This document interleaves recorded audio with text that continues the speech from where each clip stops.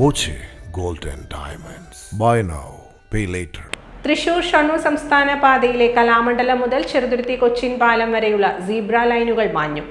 ഇത് പലപ്പോഴും കാൽനടയാത്രക്കാരെ കുഴയ്ക്കുകയാണ്. കഴിഞ്ഞ ദിവസം ബൈക്കിടിച്ച് കാൽനടയാത്രക്കാരൻ മരിച്ചിരുന്നു.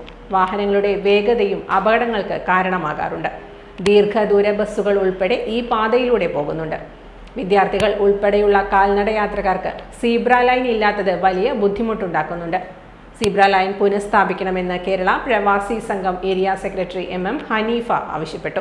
സെൻട്രലിലുള്ള സീബ്ര ലൈനില്ല. അപ്പോൾ നിങ്ങൾ കണ്ടില്ലേ, കുറേ നേരമായി ആളുകൾ കാത്തു നിൽക്കുന്നു, മുറിഞ്ഞു കിടക്കാനായിട്ട് ബുദ്ധിമുട്ട്. എന്താ കാര്യം എന്ന് വെച്ച് കഴിഞ്ഞാൽ അത് ശരിക്കും കാണുന്നില്ല.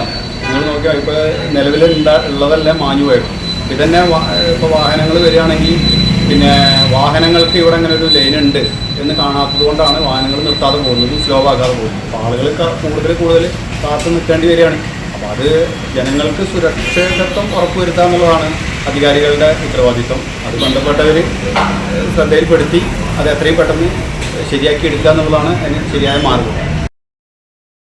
Time kids pre school, Mannannur road, Vaniyamkulam. .View news. കാഴ്ചകളാണ് ലോകം, കണ്ടു തുടങ്ങുക.